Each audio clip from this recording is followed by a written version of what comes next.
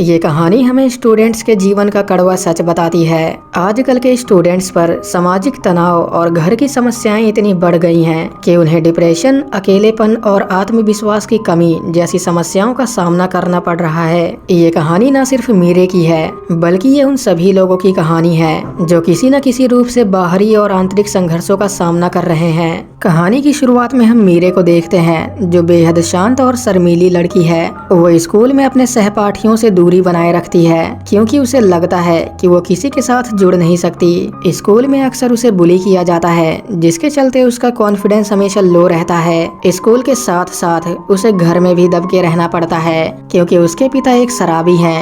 वो उसे मनहूस मानते हैं और डेली उसकी पिटाई करते हैं। उसकी माँ उसे समझने की जरा भी कोशिश नहीं करती, जिसके चलते वो अपने घर में भी खुद को असुरक्षित महसूस करती है, जो उसकी मानसिक स्थिति को और खराब कर देता है। मीरे की जिंदगी में खुशियों का कोई स्थान नहीं है, इसलिए वो अपने दर्द और उदासी से भागने के लिए ऑनलाइन गेमिंग और रोल प्लेइंग का सहारा लेती है। ऑनलाइन दुनिया उसकी वास्तविक दुनिया से बेहद अलग है क्योंकि यहाँ वो अपनी भावनाओं को अच्छी तरह से व्यक्त कर पाती है। यहाँ ना तो कोई उसे कमजोर समझता है और ना ही कोई उसे जज करता है। हर दिन की तरह जब मीरे स्कूल आती है, तब स्कूल के बच्चे उसका मजाक उड़ाते हैं और उसे बुली करते हैं। लंच में जब वो अपनी नोटबुक कंप्लीट कर रही होती है, तब उसकी क्लासमेट मीशा वहाँ पर आती है। वो उसके साथ बातें करती है और उसे अपने साथ लंच करने के लिए कहती है। मीशा की बातें उसे अनकंफर्टेबल फील करवा रही थी, इसलिए वो उठकर वहाँ से चली जाती है। वो लाइब्रेरी में बैठकर अपना लंच करती है और स्कूल खत्म होने के बाद वो अपने घर आ जाती है। शाम को जब मीरे गेम खेल रही होती है, तब उसे अपने पिता की आवाज आती है, जिससे वो काफी डर जाती है और जल्दी से अलमारी में छिप जाती है। अगले दिन जब मीरे स्कूल आती है, तब मीशा उसका पीछा करती है और उसका पीछा करते हुए बाथरूम तक आ जाती है। वो मीरे की तरफ दोस्ती का हाथ बढ़ाती है और उससे कहती है, मैं तुम्हारी स्टोरी को कंप्लीट करने में तुम्हारी पूरी हेल्प करूंगी। मीरे को लग रहा था कि मीशा उसका मजाक बनाना चाहती है, इसलिए वो उससे दोस्ती कर रही है। हालांकि ऐसा बिल्कुल भी नहीं था। जब वो मीशा के साथ वक्त बिताना शुरू करती है, तब उसे महसूस होता है कि मीशा की दोस्ती सच्ची है। मीशा से दोस्ती होने के बाद मीरे के जीवन में सकारात्मक बदलाव आने लगते हैं और उसे अकेलापन महसूस होना बंद हो जाता है। वो मीशा पर पूरी तरह से ट्रस्ट करने लगी थी, इसलिए वो उसे लोमड़ी और पंछी की कहानी सुनाती है, जिसे वो लंच में बैठकर लिखा करती थी। मीशा के साथ साथ उसके टीचर्स को भी ये स्टोरी काफी पसंद आती है, जिसके लिए उसे सम्मानित भी किया जाता है। लंच में जब मीरे लाइब्रेरी के अंदर बुक्स लगा रही होती है, तब तेयांग नाम का एक लड़का वहाँ पर आता है और वो उससे ड्रम सीखने की एक बुक मांगता है। मीरे उसे काफी पसंद करती थी, हालांकि वो उसे कभी बोल नहीं पाई। लंच के बाद वो दोनों एक साथ मूवी देखते हैं, जिसके बाद तेयांग बुक लेकर वहाँ से चला जाता है। अगले दिन जब वो स्कूल आता है, तब वो मीरे को बताता है बैंड में उसका सिलेक्शन हो गया है और उसे बैंड सीखने के लिए अब होयांग जाना पड़ेगा। मीरे ये सुनकर थोड़ा अपसेट हो जाती है और क्लासरूम छोड़कर बाहर आ जाती है। शाम के टाइम जब वो घर लौट रही होती है, तब उसकी नजर एक टॉय मैन पर जाती है, जो लोगों को गले लगा रहा था। वो उस टॉय मैन से बातें करती है और उसे बताती है वो एक लड़के को पसंद करती है, मगर उसने अब एक बैंड ज्वाइन कर लिया है और वो बहुत ही जल्द पॉपुलर हो जाएगा। वो उस टॉय मैन से पूछती है मुझे उसे ऐसा क्या देना चाहिए जिससे वो हमेशा मुझे याद रखे।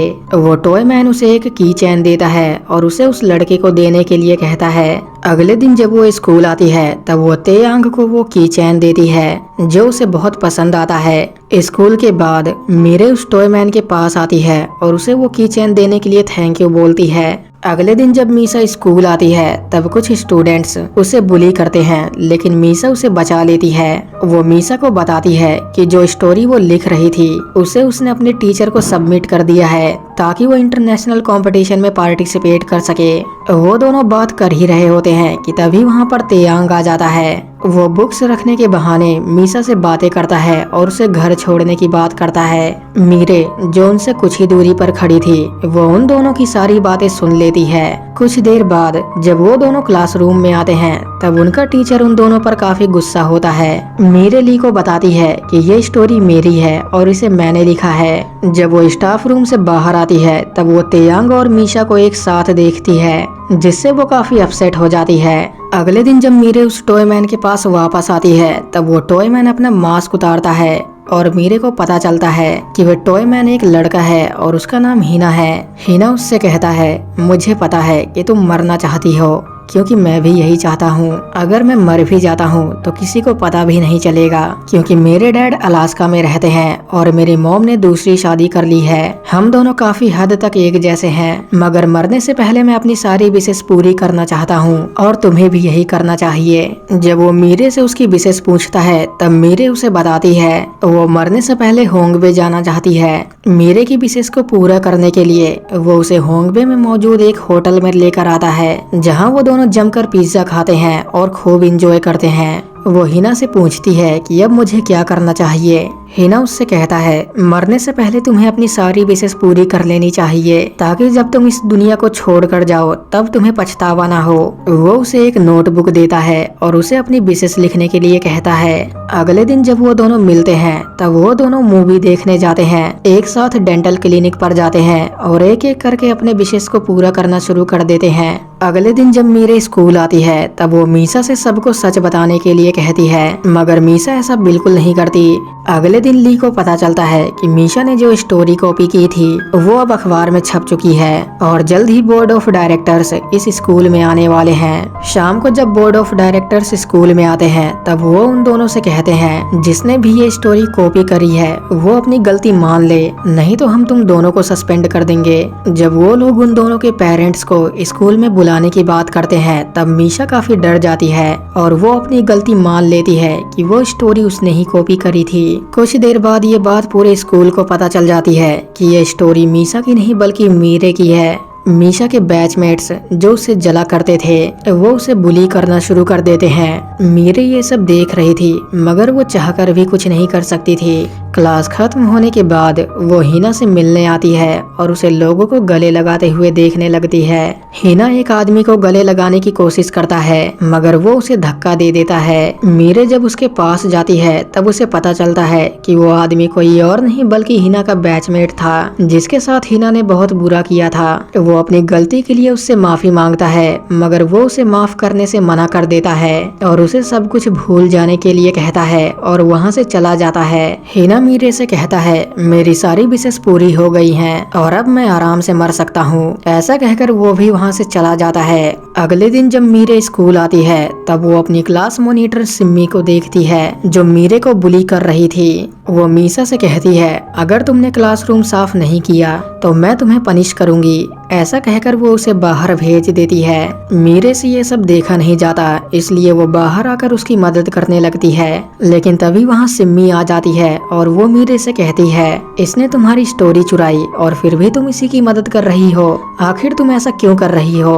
वो सिम्मी को अपना घाव दिखाते हुए उससे कहती है, तुम मुझे जलाना नहीं चाहती थी मगर मैं फिर भी जल गई। हो सकता है कि उसने ये जानबूझकर ना किया हो, और वैसे भी गलतियां तो इंसानों से ही होती है। मीरे उन लोगों से बात कर ही रही होती है कि तभी वहाँ पर उनका टीचर ली आ जाता है। जब वो सिम्मी से यहाँ पर फैली हुई गंदगी का कारण पूछता है तब वो इस गंदगी का इल्जाम पास खड़ी टीना नाम की एक लड़की पर लगा देती है। ली उन सबको बताता है कि मीरे की स्टोरी इंटरनेशनल कंपटीशन के लिए सिलेक्ट कर ली गई है और अब वो हमारे स्कूल को इंटरनेशनल लेवल पर रिप्रेजेंट करेगी। ये सुनने के बाद वो लोग काफी खुश होते हैं और फिर से सफाई के काम में लग जाते हैं। ली जब टीना को अपनी गलतियों से सीखने और आगे बढ़ने के लिए प्रेरित कर रहा होता है तब उसी समय मीरे वो आर्किड का पौधा जिसकी ली काफी देखभाल किया करता था उसे ले लेती है।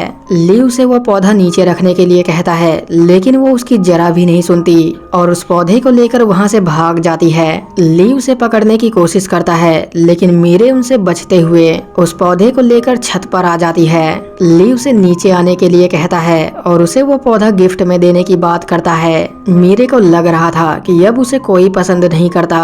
वो चाहती थी कि मरने के बाद लोग उसे याद रखें, इसलिए वो उस पौधे को फेंक देती है और खुद भी छत से कूद जाती है। जब वो लोग मीरे को देखने के लिए छत से नीचे आते हैं तब वो देखते हैं कि मीरे सही सलामत है और अभी तक जिंदा है। इस इंसिडेंट के कुछ दिन बाद मीरे पार्क में आती है और वो टॉय सूट पहनकर लोगों को गले लगाने की कोशिश करती है, लेकिन तभी वहाँ पर हिना आ जाता है। वो हिना से कहती है, मैंने खुद को मारने का विचार खत्म कर दिया है। लगता है अब हम दोनों 100 साल से भी ज्यादा जीने वाले हैं। ऐसा कहते हुए वो अपनी स्टोरी जिसे उसने अधूरा छोड़ दिया था उसे कंप्लीट कर लेती है। हिना जाने से पहले उसे एक लेटर देता है और उससे प्रॉमिस करता है कि वो उससे मिलने जरूर आएगा। ऐसा कहकर वो वहाँ से चला जाता है। देखते देखते कई महीने गुजर जाते हैं और हम देखते हैं कि मीशा, मीरे और सिम्मी अब पक्के दोस्त बन चुके हैं। सिम्मी उन लोगों को अपने घर चलने के लिए कहती है, लेकिन मीरे उसे मना कर देती है क्योंकि आज उसे अपने दोस्त हिना से मिलने जाना था। और इसी के साथ ये मूवी यहीं पर खत्म हो जाती है।